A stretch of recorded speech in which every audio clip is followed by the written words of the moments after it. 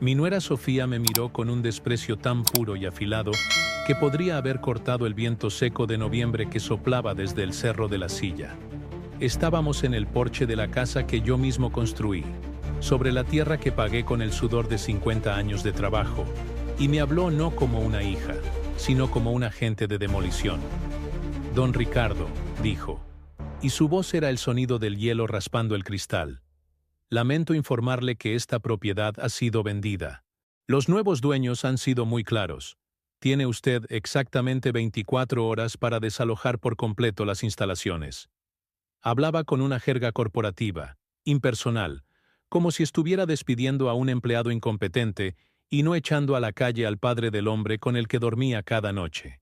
Pero lo que ella no podía ni remotamente imaginar, en su pequeño y ambicioso mundo de apariencias y balances contables, era que yo, Ricardo Valenzuela, el viejo zapatero al que consideraban un mueble más, un estorbo senil en su camino hacia la modernidad, guardaba un secreto forjado en silencio y disciplina durante medio siglo, un imperio invisible que estaba a punto de caer sobre sus cabezas con el peso de una montaña.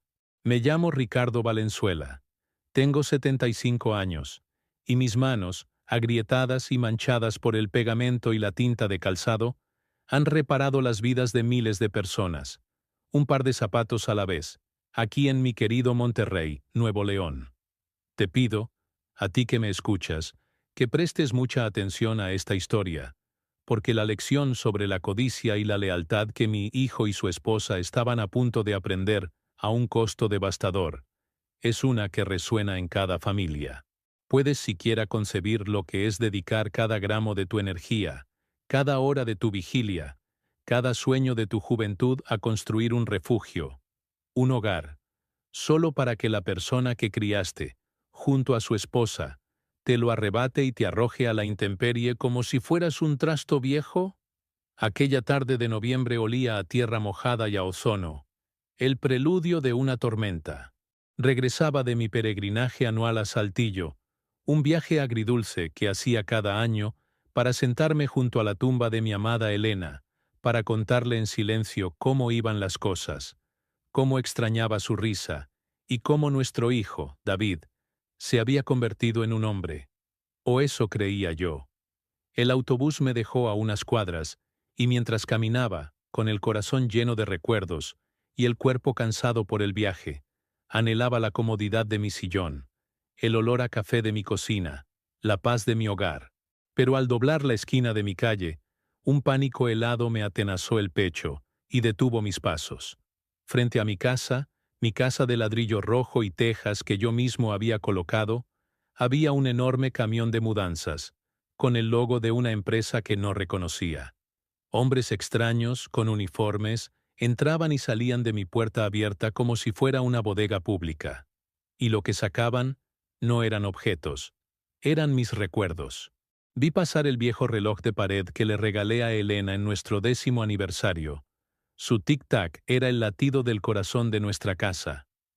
Vi cómo 2 hombres cargaban torpemente el sillón de orejas donde le leía a David sus primeros cuentos. Corrí, con un dolor agudo en el costado, sintiendo el peso de mis 75 años como nunca antes. ¿Qué creen que hacen? ¡Alto!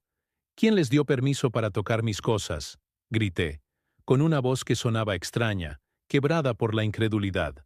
Un joven, no mucho mayor que mi David, se detuvo con una caja de libros en las manos. Me miró con una mezcla de lástima y confusión. Disculpe, abuelo, nosotros solo seguimos órdenes. El nuevo propietario nos contrató para vaciar la casa. Dijo que todo iba para donación. ¿Nuevo propietario? La frase no tenía sentido. Era como si me dijeran que el cielo era verde. El único propietario de esa casa era yo, Ricardo Valenzuela. Fue entonces cuando el verdadero arquitecto de mi pesadilla apareció en el umbral. Sofía, mi nuera. Impecable, como siempre. Vestida con un traje sastre de color gris, que hacía juego con su alma, y sosteniendo una tablet en la mano. Su cabello perfectamente recogido, su maquillaje sin una sola falla. Parecía una estatua de mármol, hermosa y completamente fría. Don Ricardo, qué oportuno que llega. Estaba a punto de llamarle a su celular, aunque rara vez lo contesta. Nos ahorra el trámite de tener que enviarle una notificación certificada. Su tono era tan calmado, tan profesional, que me hizo dudar de mi propia cordura. Sofía, ¿qué es este circo? ¿Quiénes son estos hombres? ¿Por qué están desmantelando mi vida? Ella suspiró, un suspiro de infinita impaciencia, como si estuviera explicando un concepto simple a un niño lento. Como ya le dije, y como parece que el joven ya le adelantó, la casa fue vendida. El contrato se firmó la semana pasada. El nuevo dueño es un inversionista y quiere tomar posesión mañana mismo para iniciar una remodelación total. Vendida. La palabra seguía rebotando en mi cráneo sin encontrar un lugar donde asentarse. ¿Cómo que vendida, Sofía? Esta casa es mía. La escritura está a mi nombre. Sofía esbozó una sonrisa diminuta, condescendiente, que no llegó a sus ojos calculadores. Ahí es donde se equivoca, don Ricardo. Era suya, pero hace 8 meses, usted, en pleno uso de sus facultades, le firmó a su hijo David un poder notarial general para actos de dominio y administración. Un documento muy inteligente, por cierto, para proteger su patrimonio. Y David y yo, actuando siempre en su mejor interés y preocupados por su bienestar, hemos decidido que era una carga demasiado grande para usted. Por eso la vendimos. El dinero, añadió, haciendo un gesto vago con la mano, se ha depositado en un fondo de inversión que se usará para pagar sus cuidados futuros. ¿Mis cuidados futuros? El eufemismo era tan cruel que me robó el aliento. En ese instante, la figura de mi hijo, de mi David, emergió de la sombra de la puerta, colocándose un paso detrás de su esposa, como un soldado detrás de su general. No me miraba. Tenía la vista clavada en una grieta de la banqueta. Su cobardía era una presencia física, un hedor en el aire. David, le supliqué. Hijo, mírame. Dime que esto no es verdad. Dime que es una pesadilla. Él levantó la vista por un segundo, y en sus ojos no vi maldad. Vi algo peor. Una debilidad abyecta, una voluntad completamente secuestrada. Papá, es por tu bien. De verdad. Ya no puedes vivir solo en este caserón. Te podrías caer, enfermar. Sofía y yo no podríamos vivir con la culpa si algo te pasara. La casa que tu madre y yo construimos desde los cimientos, susurré, sintiendo cómo las lágrimas comenzaban a quemarme los ojos. La casa donde diste tus primeros pasos, donde te curé las rodillas raspadas, donde celebramos tus graduaciones, donde lloramos a tu madre, David.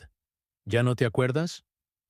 Papá, por favor, no hagas esto más difícil, dijo. Y fue Sofía quien intervino, retomando el control total. Hemos encontrado una residencia para mayores de primer nivel en Apodaca. Se llama Villa Serenidad. Tiene jardines preciosos, clases de tai chi, enfermeras bilingües. Estará mucho mejor allí, rodeado de gente de su generación. Hará amigos. Un asilo. Un destierro dorado. Querían archivarme, etiquetarme como anciano y guardarme en un cajón para que no estorbara en sus vidas. La rabia, una rabia pura y volcánica, finalmente estalló desde lo más profundo de mi ser. «Bajen todo ahora mismo», grité, y mi voz resonó en toda la calle, haciendo que los vecinos, que ya murmuraban en sus puertas, se sobresaltaran. «Esta es mi casa y de aquí no me saca nadie, mucho menos ustedes dos, par de víboras». Sofía ni se inmutó. Su compostura era aterradora. Don Ricardo, le recomiendo que no haga una escena.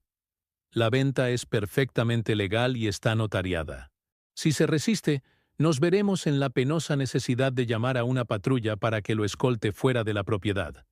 No querrá que sus vecinos lo vean salir de su casa como un delincuente, ¿verdad? La amenaza, la humillación pública, me golpeó como un puñetazo en el estómago. Mi vecino de enfrente, don Ramiro, un hombre con el que había compartido más de 40 años de amistad, gritó desde su porche: «Ricardo, ¿qué está pasando? ¿Necesitas ayuda? Antes de que pudiera responder, Sofía se adelantó. No se preocupe, don Ramiro. Es solo un asunto familiar. Mi suegro a veces se confunde un poco con las fechas. Es la edad. Ya sabe. Y con esa última daga envenenada, dio media vuelta y cerró la puerta en mi cara, dejándome allí, en la banqueta, solo, mientras el camión de la mudanza arrancaba su motor, llevándose los fragmentos de mi existencia. Me quedé parado, como una estatua de sal, viendo cómo el camión doblaba la esquina, desapareciendo. Los vecinos me miraban con pena, sin saber qué hacer. No podía soportar sus miradas. Me di la vuelta y empecé a caminar, sin rumbo fijo, por las calles de mi propio barrio, que de repente se sentían extrañas, hostiles. Cada casa, cada árbol, cada tienda me recordaba a Elena, a David, a una vida que, en el lapso de una hora, había sido declarada obsoleta y demolida. No sé cuánto tiempo anduve. El sol comenzó a bajar, tiñendo el cielo de naranjas y morados, un espectáculo hermoso que yo era incapaz de apreciar. El frío de la noche incipiente comenzó a calar en mis huesos, y fue un frío que venía más de adentro que de afuera. Mis pies, por instinto, me llevaron al único lugar que no estaba contaminado por el dolor. El cafecito de la mañana. Una pequeña cafetería a unas 10 cuadras de mi casa, regentada por Mariana, una joven a la que conocía desde que era una niña. La había visto crecer, le había arreglado sus zapatitos de la escuela, y ahora era una mujer de 25 años, trabajadora y con un corazón de oro. Siempre me recibía con una sonrisa y un «lo de siempre, don Ricardo». Al entrar, el olor a café y pan recién hecho me envolvió, pero no me trajo consuelo. Mariana estaba detrás del mostrador, y su sonrisa se desvaneció en cuanto me vio. «Don Ricardo, ¿qué le pasó? Está usted pálido como un papel». No pude responder. Me senté en mi mesa de siempre, la que estaba junto a la ventana, y simplemente me derrumbé. Apoyé los codos en la mesa, me cubrí la cara con mis manos temblorosas y lloré. Lloré como no lo hacía desde el día en que enterramos a Elena. Lloré por la traición, por la humillación, por la soledad aplastante. Mariana salió de detrás del mostrador, se sentó frente a mí y me puso una mano en el hombro. No dijo nada. Solo esperó. Y cuando finalmente pude hablar, le conté todo, con la voz entrecortada, la historia de la venta, del poder notarial, del asilo en Apodaca. Cuando terminé, ella no me miró con lástima. Me miró con una furia contenida. Sus ojos oscuros brillaban con indignación. «Son unos monstruos», dijo en voz baja pero con una intensidad que me sorprendió. «Unos desgraciados. Don Ricardo, escúcheme bien. Usted no va a ir a ningún asilo. Y no está solo. Esta noche, usted se queda en mi casa. Mi mamá y yo tenemos un cuarto de huéspedes que nunca usamos». Intenté protestar. «No, mi niña, ¿cómo voy a causar esa molestia?» «No es molestia, es lo correcto», me interrumpió, firme. «Y mañana, a primera hora, usted y yo vamos a ir a ver a mi primo. Mi primo Matías es abogado. Pero no es cualquier abogado, don Ricardo. Es un tiburón. Un hijo de la... Bueno, es el mejor. Se va a comer a su nuera y a su hijo de desayuno. Se lo juro por lo que más quiera». Esa noche, acostado en una cama extraña, en una casa que olía a hogar ajeno, el sueño me fue esquivo.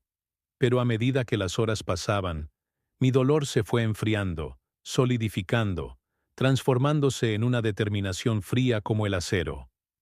Porque en medio de la oscuridad de esa traición, se encendió la luz de mi secreto.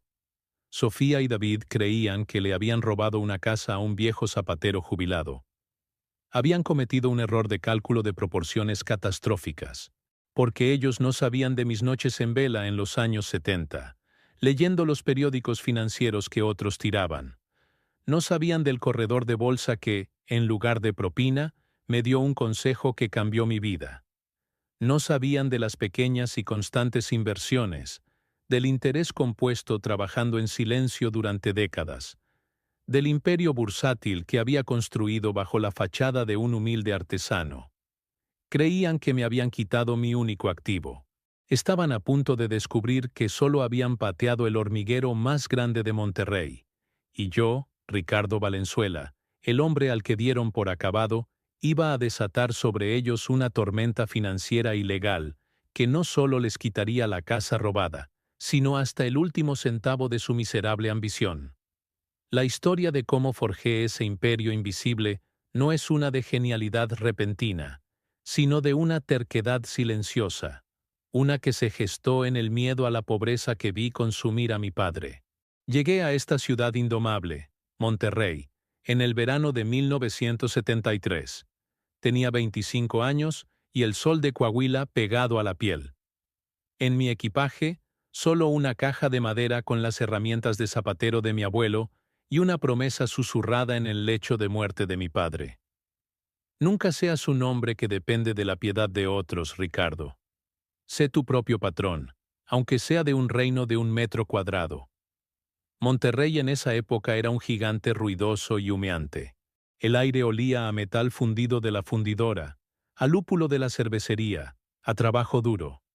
Para un joven de un pueblo polvoriento, era intimidante y fascinante a la vez. Conseguí trabajo como chalán en un taller de calzado en la colonia obrera. El dueño, un hombre avaro y de mal carácter, nos pagaba una miseria por jornadas de 12 horas.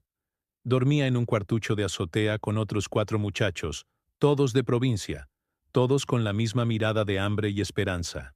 Mientras ellos gastaban sus pocos pesos en cantinas y bailes los sábados por la noche, yo desarrollé un ritual. Iba a la Alameda y recogía los periódicos que los empresarios dejaban olvidados en las bancas. Bajo la luz amarillenta de un poste, me sumergía en un mundo que me era completamente ajeno, la sección financiera. Palabras como acciones, bonos, rendimientos, capitalización de mercado, eran como un lenguaje extraterrestre. No entendía ni la mitad, pero sentía con una certeza visceral que en esas columnas de números y gráficas se escondía el mapa para salir del laberinto de la pobreza. Me inscribí en un curso nocturno de contabilidad básica en una escuela para trabajadores. Mis compañeros se burlaban. ¿Para qué quieres saber de números, Ricardo? Lo tuyo son los martillos y el cuero. Yo solo sonreía. En 1978, la vida me tenía reservada la única inversión que de verdad importa. Fue en una kermés de la Iglesia del Roble. Elena estaba en el puesto de los buñuelos, y su risa era tan cristalina que parecía limpiar el aire cargado de la ciudad. Era alta, de cabello negro y ondulado, y unos ojos color café que te miraban sin juicio, con una calidez que te hacía sentir en casa.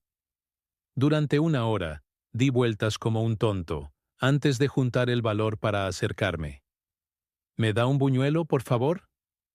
Ella me sonrió, y en esa sonrisa vi toda la bondad del mundo. Claro. ¿Lo quieres con piloncillo o con azúcar y canela? Con lo que usted quiera, tartamudeé, y su risa me sacudió el alma.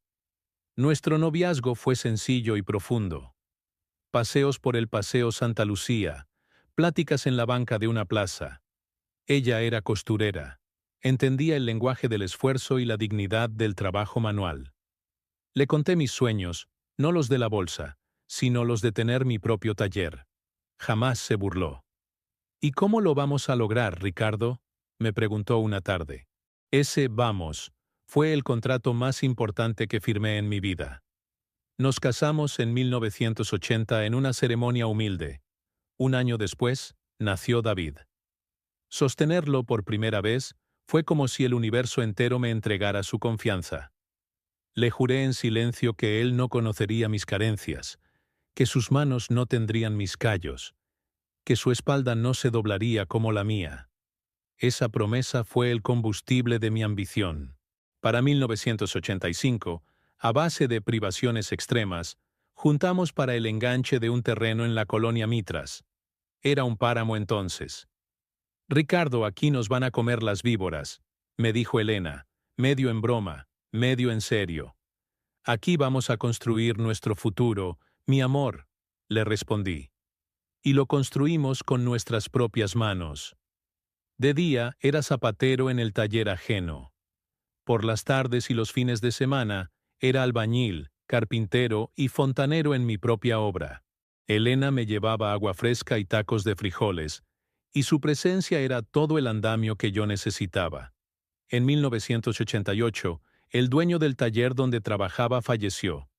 Su viuda, ansiosa por deshacerse del negocio, me lo ofreció a un precio que, para mí, era astronómico.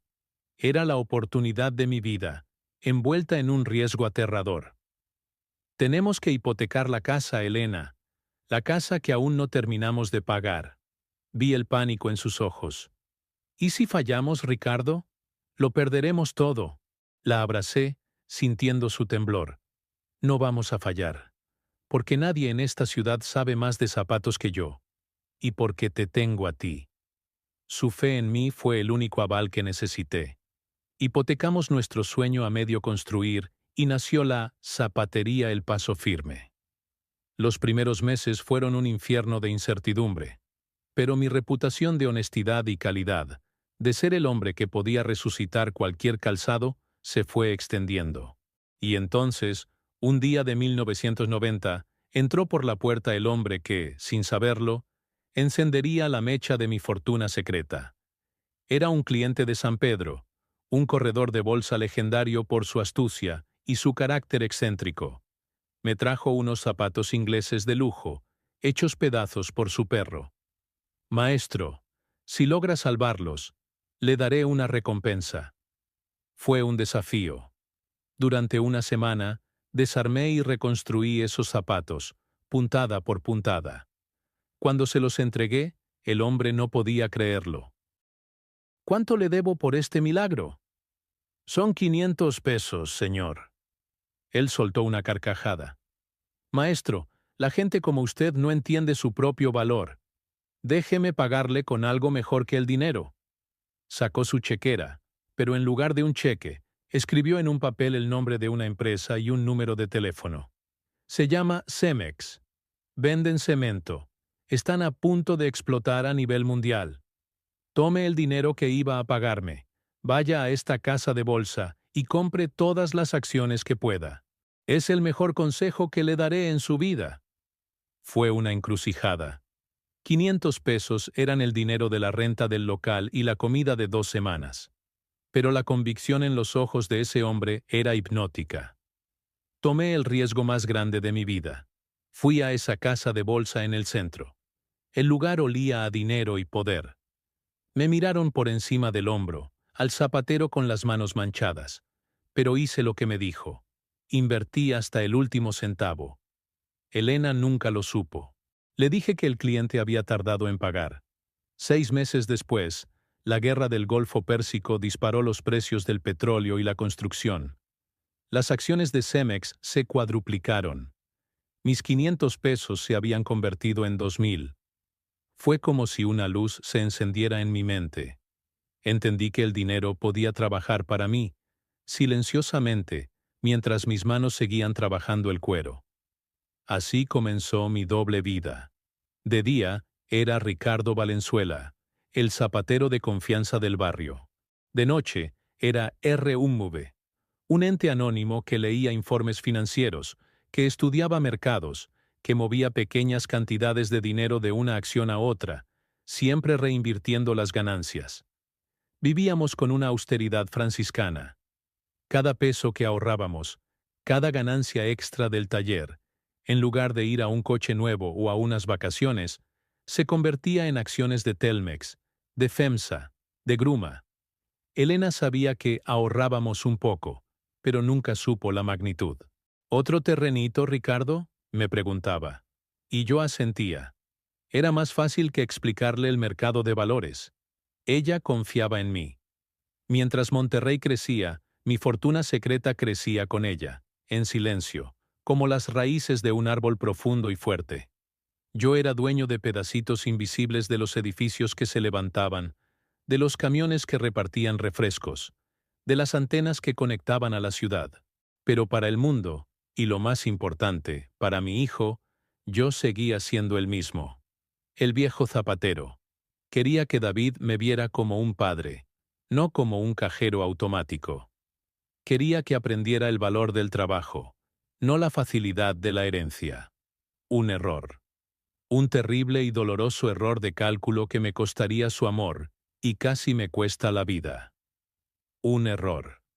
Un terrible y doloroso error de cálculo que me costaría su amor, y casi me cuesta la vida. La raíz de ese error no fue la ambición de Sofía, sino mi propio duelo, y la manera en que la pérdida de Elena me cegó. El cáncer se la llevó en un lapso de 3 años, entre 2012 y 2015. Fue una guerra de trincheras, librada en pasillos de hospital esterilizados y en el silencio de las madrugadas. Y fue una guerra que financié en secreto. Recuerdo la tarde en la oficina de un oncólogo en el Hospital Muguerza. Las palabras técnicas rebotaban en mis oídos mientras veía el rostro de Elena palidecer. Las opciones de tratamiento estándar aquí en México se han agotado, dijo el doctor con una compasión ensayada. Esa noche, mientras Elena dormía, sedada contra el dolor, me encerré en mi pequeño taller en el patio trasero. No para arreglar zapatos, sino para salvar una vida. Con manos temblorosas, usé la vieja computadora que David me había regalado y accedí a mi cuenta de corretaje. Fue la primera vez que vendí una parte significativa de mis acciones de Cemex, aquellas que habían sido la semilla de todo mi patrimonio. El monto que se transfirió a mi cuenta bancaria era obsceno, suficiente para comprar un edificio entero. Al día siguiente le dije a Elena que había vendido unos terrenitos y que íbamos a Houston a probar un tratamiento experimental. ¿Estás seguro, Ricardo? ¿Y si perdemos todos nuestros ahorros? Me susurró, su voz frágil como una hoja seca. Mi único ahorro eres tú, Elena, le respondí.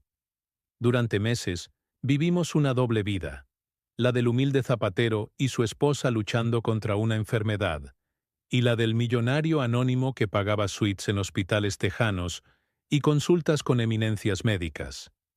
Nunca lo supo. Murió creyendo que habíamos gastado hasta nuestro último centavo en un intento valiente pero fútil. Sus últimas palabras, un susurro ahogado, fueron un mandato sagrado. Cuida a nuestro David. Y sé feliz, Ricardo. Prométemelo. Tras su muerte, la casa se llenó de un silencio espeso y pesado. David, entonces con 34 años, se convirtió en mi ancla. No te voy a dejar solo, papá, me dijo, y su presencia fue mi único consuelo. Dejó su trabajo en una empresa de logística para ayudarme en la zapatería. En mi ceguera de padre afligido, vi este acto como el máximo sacrificio filial. La verdad, que descubriría mucho después, era que lo habían despedido por repetidas negligencias, y su regreso a casa fue una retirada táctica, no un acto de amor. Durante el primer año, reconstruimos una rutina. Comíamos juntos, veíamos los partidos de los Tigres, hablábamos poco, pero sentíamos la compañía del otro. Creí que el lazo entre nosotros se estaba fortaleciendo en el crisol del dolor compartido. ¡Qué ingenuo fui! En 2017, Sofía entró en escena. David la conoció en un evento de networking. Una de esas reuniones modernas donde la gente intercambia tarjetas de presentación y sonrisas falsas. La primera vez que la trajo a casa, fue como si una corriente de aire frío entrara por la puerta. Era atractiva, sí, pero de una manera arquitectónica, como un edificio de vidrio y acero. Impresionante, pero sin calidez. Recorrió la sala con la mirada de un tasador, sus ojos deteniéndose un instante de más en los muebles de madera sólida, en el reloj de pared antiguo. «Mucho gusto, don Ricardo», dijo, ofreciéndome una mano que se sentía fría, a pesar del calor de Monterrey. «David me ha hablado maravillas de su negocio familiar». La pausa antes de negocio familiar fue casi imperceptible, pero yo la sentí. Para ella mi taller, mi paso firme, no era un legado de trabajo, sino una curiosidad artesanal, una antigüedad. Mi instinto, ese viejo perro guardián que nunca duerme, comenzó a gruñir. Vi la forma en que David la miraba, con una adoración perruna, pendiente de su aprobación. Su voluntad, que nunca había sido de acero, ya empezaba a derretirse bajo el sol de la ambición de ella. La transformación de David fue gradual pero sistemática. El muchacho que se conformaba con una carne asada en el patio, ahora hablaba de experiencias gastronómicas. Las camisas que le compraba en el mercado las sustituyó por ropa de marca que yo sabía que no podía permitirse. Sofía dice que la imagen es una inversión, papá. Hay que proyectar éxito para atraer el éxito. La frase que se convirtió en su mantra y en mi tortura era siempre la misma. Sofía dice que deberías franquiciar el taller. Sofía dice que esta colonia ya está muy venida a menos, que deberíamos vender e irnos a San Pedro. Sofía dice que tu bochito es una vergüenza, que pareces un pordiosero. Cada Sofía dice era un pequeño martillazo en los cimientos de nuestra relación. La boda en 2017 fue nuestra primera gran batalla. Yo quería algo sencillo, una celebración de amor, no de estatus. Ellos querían un evento de revista social. La discusión con Sofía fue reveladora. Don Ricardo, entienda, nuestra boda es una plataforma de lanzamiento.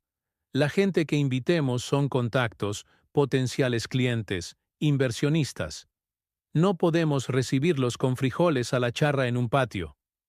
Sofía, le respondí, el único inversionista que importa en una boda es el que invierte su corazón, y ese no pide canapés de salmón. El odio en su mirada fue tan gélido que casi pude tocarlo. Al final, llegamos a un acuerdo intermedio, un salón discreto, pero la guerra había sido declarada. Se mudaron a un lujoso departamento en la zona de Valle Oriente. La renta mensual era más de lo que David ganaba en medio año. Conseguí un ascenso espectacular, papá, me mintió. La verdad era que los padres de Sofía, un matrimonio que vivía de un perpetuo juego de apariencias y deudas, habían pagado el depósito y los primeros meses, un anzuelo para atrapar a mi hijo en su red de obligaciones. Fue entonces cuando lanzaron su gran proyecto. Visión Exponencial Marketing. Una agencia con un nombre rimbombante y ningún plan de negocios. Un día fui a visitar su oficina. Era un pequeño cuarto en un edificio de cristal con muebles alquilados y una máquina de café carísima. No había clientes, solo 2 empleados muy jóvenes que parecían más interesados en sus celulares. Vi el desastre venir. En menos de 2 años, la visión exponencial se estrelló contra la realidad. Las deudas los ahogaban. Y entonces, como 2 náufragos arrastrándose a la orilla, volvieron a mi puerta.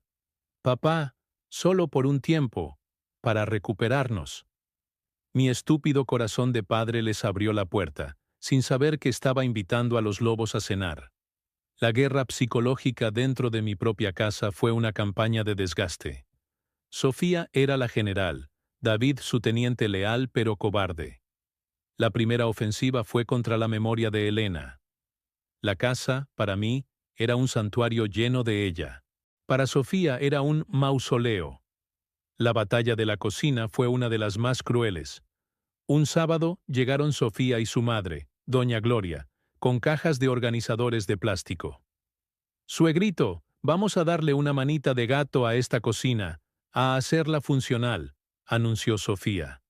Durante horas vaciaron las alacenas que Elena y yo habíamos organizado durante 30 años.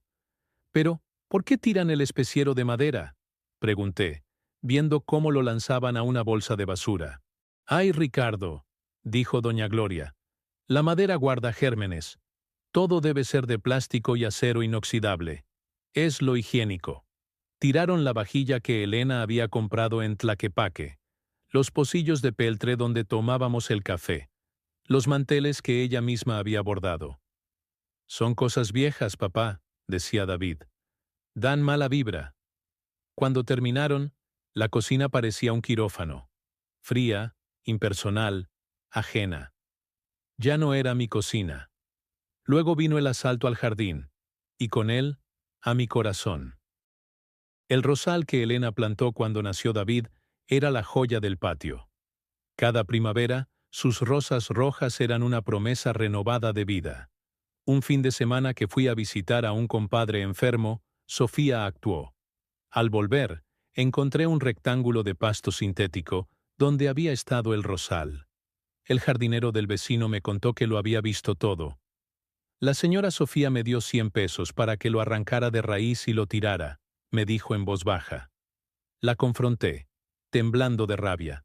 Tenía una plaga terrible, don Ricardo. Estaba a punto de morir, me gritó, con una actuación digna de un Oscar. ¿Qué plaga, Sofía? Lo podé la semana pasada. David intervino, siempre como escudo de su esposa. Papá, ya supéralo. Era una planta. Además, picaba. Si tenemos hijos, sería un peligro. La excusa de los hijos, esos nietos hipotéticos que nunca habían mostrado interés en tener, se convirtió en su arma predilecta. El aislamiento fue el siguiente paso. Mis amigos del dominó fueron las víctimas. El primer sábado, Sofía decidió poner música electrónica a todo volumen. Para ambientar, señores, no sean aburridos. Mis amigos, hombres de mi edad, se sintieron incómodos. El sábado siguiente, organizó una reunión de chicas en el mismo patio. Lo siento, suegrito, hoy es tarde de mujeres. Al tercer sábado, mis amigos ya no vinieron. Me habían quitado mi último espacio de paz social. Finalmente, cuando la erosión de mi voluntad fue casi total, cuando me sentía un extranjero arrinconado en mi propio hogar, lanzaron el ataque final. La campaña para la cesión de la casa fue una obra maestra de manipulación. Comenzó con el experto, el infame licenciado Medina. Lo sentaron frente a mí una tarde, y el hombre desató un monólogo de terror fiscal. Don Ricardo, con las nuevas reformas, si usted fallece, su hijo podría perder hasta el 40% del valor de la casa en impuestos y gastos notariales. El gobierno es un socio voraz. Pintó un escenario apocalíptico de juicios, embargos y burocracia. La solución es simple: un traspaso administrativo. La casa se pone a nombre de David ahora, y se ahorran todo ese calvario. Usted queda protegido con el usufructo vitalicio. No se preocupe, es un trámite estándar para proteger a la familia. La palabra clave era siempre proteger. David me presionaba por las noches. Papá, hazlo por mí. Si te pasa algo, no quiero quedarme en la calle luchando con Hacienda. Sofía usaba las lágrimas. Solo pensamos en tu bienestar, suegrito. Nos carcome la ansiedad de pensar que algo podría salir mal. Durante semanas fue un bombardeo constante. Estaba agotado, emocionalmente deshecho. Anhelaba el silencio, un día sin discusiones, sin manipulaciones. Y en ese estado de fatiga de combate, tomé la peor decisión de mi vida. Los acompañé a la notaría. El notario, un hombre de mirada huidiza, recitó las cláusulas a una velocidad vertiginosa. David me apretaba el hombro. Es solo una formalidad, papá, para estar todos tranquilos. Y yo, el hombre que había construido un imperio basado en la lectura cuidadosa de informes y balances, firmé sin leer. Firmé la abdicación de mi reino, el traspaso de mi hogar, la entrega de mi vida a mis verdugos. El instante en que mi pluma se levantó del papel, vi una mirada entre Sofía y David. Una mirada de triunfo puro, de conspiradores que acaban de lograr su cometido. En ese segundo, supe que había cometido un error irreparable. La paz que tanto anhelaban no llegó. En su lugar, llegó el infierno. La máscara de la amabilidad se cayó por completo. Ya no había suegrito, solo un don Ricardo, dicho con fastidio. Una semana después de la firma, Sofía entró a la sala con un hombre que llevaba una cinta métrica. «Él es el arquitecto», anunció sin mirarme. «Vamos a tirar este muro para integrar la cocina y hacer un open concept». El arquitecto me ignoró, como si yo fuera un perchero. Paseaban por mi casa, discutiendo la destrucción de mi vida. «¿Y el cuarto del señor?», preguntó el arquitecto. «Ah, ese será el gimnasio», respondió Sofía. «Ya le encontraremos un lugar a don Ricardo». David estaba a su lado en silencio, cómplice. Fue entonces cuando decidí que necesitaba escapar, aunque fuera por unos días. Necesitaba ir a Saltillo, al único lugar donde encontraba paz, junto a la tumba de Elena. Necesitaba contarle mi estupidez, pedirle perdón por haber fallado en mi promesa de cuidar a nuestro hijo. Dejé una nota simple en la cocina. Fui a Saltillo. Vuelvo en 3 días. Esos 3 días fueron un respiro antes de la estocada final. Al regresar, cansado y con el alma en vilo, me encontré con la escena que ya conocen. El camión de mudanzas, mis muebles en la calle, y mi nuera en el porche, dándome 24 horas para desaparecer. Su plan maestro había llegado a su ejecución final. Su plan maestro había llegado a su ejecución final. Pero en su arrogancia, habían cometido un error fundamental. Creían que la partida se jugaba en un tablero de ajedrez, cuando en realidad habían despertado a un viejo león de su letargo y lo habían acorralado en su propia guarida. Mi primer instinto no fue de rabia, sino de una claridad helada, una lucidez que solo llega en los momentos de pérdida absoluta. Vi el camión de la mudanza, los rostros indiferentes de los trabajadores, la sonrisa triunfante de mi nuera, y entendí que el Ricardo Valenzuela que había sido hasta ese momento, el padre paciente, el suegro tolerante, había muerto en esa banqueta. Lo que nacía en su lugar era algo mucho más antiguo y formidable. Mi primer movimiento fue aceptar la ayuda de Mariana. Su ofrecimiento no era un acto de caridad, era un acto de justicia elemental, un ancla en la tormenta. «Vamos, don Ricardo», me dijo con una firmeza que me sostuvo en pie. «Mi casa es su casa». Esa noche, en el pequeño cuarto de huéspedes en la parte trasera de la casa de su madre, una mujer amable y de ojos tristes que me trató con un respeto reverencial, no dormí. En cambio, abrí la vieja maleta de cuero que siempre llevaba en mis viajes a Saltillo. Dentro, bajo una capa de ropa limpia, estaba la carpeta.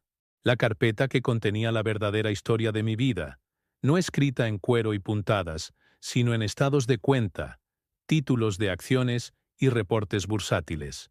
A las 8 de la mañana en punto, Mariana me llevó en su pequeño Tsuru a las oficinas de su primo, en un imponente edificio de cristal en el corazón financiero de Monterrey. El despacho del licenciado Matías Campos estaba en el piso 30, con una vista panorámica de la ciudad que yo había ayudado a construir en secreto. Matías era un hombre joven, de no más de 35 años, pero se movía con la confianza de un depredador. Vestía un traje a la medida y tenía una mirada que parecía analizarlo todo en términos de fortalezas y debilidades. Mariana me contó lo sucedido, don Ricardo, dijo. Su voz era grave y directa. Es una canallada. Pero del dicho al hecho, hay mucho trecho legal. Necesitamos pruebas de que el poder fue obtenido bajo engaño. Será la palabra de un hombre mayor contra las de una pareja joven y un notario que probablemente está coludido. Escuchó mi relato completo. Cada humillación, cada mentira, cada batalla perdida en mi propia casa. Asentía lentamente, su rostro impasible. Es una historia terrible, concluyó. Pero emocionalmente convincente no gana juicios. Necesitamos algo contundente. ¿Tiene usted cómo demostrar que no necesitaba vender la casa? ¿Ahorros? ¿Alguna otra propiedad? ¿Una pensión? Fue entonces cuando deslicé la carpeta sobre la pulida mesa de caoba. Creo que esto puede servir, le dije. Matías la abrió con curiosidad. Vi sus ojos recorrer la primera página. Se detuvo. Levantó la vista hacia mí. Luego la bajó de nuevo al papel, como si no pudiera creer lo que leía. Pasó a la segunda página, a la tercera. Su mandíbula se tensó. El aire de profesionalismo distante se evaporó, reemplazado por una incredulidad casi infantil. Cerró la carpeta lentamente. La tocó con la punta de los dedos como si fuera un objeto sagrado, y me miró de una forma completamente nueva. El tiburón había encontrado a una ballena. «Don Ricardo», dijo, y su voz era casi un susurro. «Perdóneme, pensé que estaba hablando con un zapatero jubilado. Pero estos documentos, esta cartera de acciones, el valor de estas posiciones en Alfa, en Vitro, en Cemex. Usted no es un zapatero. Usted es uno de los inversionistas privados más discretos y exitosos de este estado. Se reclinó en su silla, una sonrisa lenta y peligrosa dibujándose en su rostro. Esto lo cambia todo. Su hijo y su nuera no acaban de cometer un fraude familiar. Acaban de intentar estafar a un titán financiero sin saberlo. Ya no es un caso de abuso de confianza. Es el caso de mi carrera. La estrategia de Matías fue una sinfonía de precisión legal y agresión calculada. Lo primero es el shock y el pavor, explicó.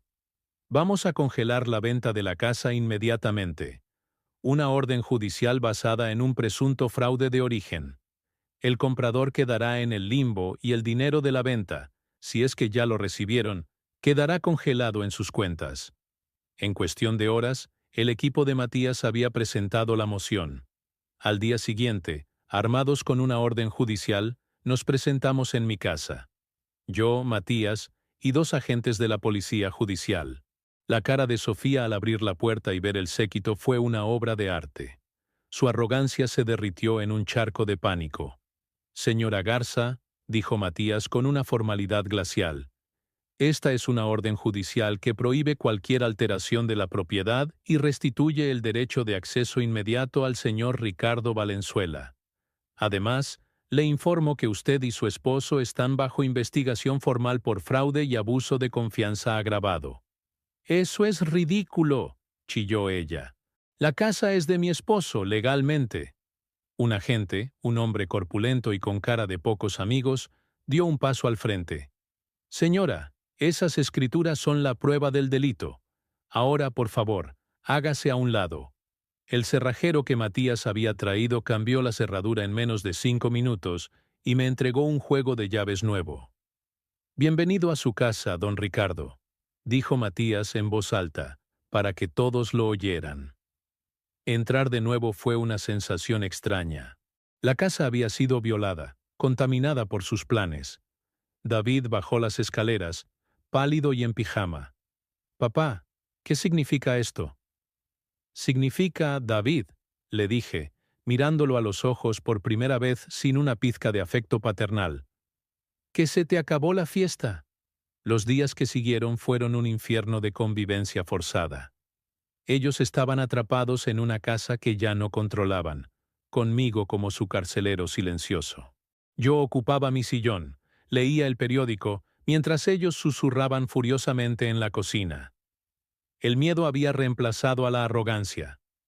Sus abogados, unos leguleyos de poca monta, no podían hacer nada contra las órdenes judiciales de Matías. Pero esto era solo el principio. Una semana después, convoqué la reunión que cambiaría sus vidas para siempre. David, Sofía, siéntense. Tenemos que hablar. Se sentaron en el sofá opuesto, tensos, como 2 acusados esperando sentencia. Matías se sentó a mi lado, con un maletín de cuero que parecía pesar 1 tonelada. ¿Quién es él?, preguntó Sofía con desdén. Es mi asesor financiero y el administrador de mi patrimonio, respondí calmadamente. David soltó una risa nerviosa. ¿Tu patrimonio, papá? ¿Los 3 pesos que tienes ahorrados del taller? Matías no dijo nada. Simplemente abrió el maletín y comenzó a sacar documentos. No de forma apresurada, sino con una lentitud teatral, uno por uno, colocándolos en la mesa de centro. Escrituras de propiedades comerciales en Calzada del Valle. Certificados de acciones de las empresas más grandes de México. Estados de cuenta de casas de bolsa en México y en el extranjero. Cada papel era un ladrillo en el muro de su nueva y aterradora realidad. Como verán, comenzó Matías con voz monótona, el señor Valenzuela ha cultivado durante 50 años un portafolio de inversiones diversificado. Al cierre de los mercados de ayer, su patrimonio neto está valuado en, para ser precisos, 87.423.000 pesos.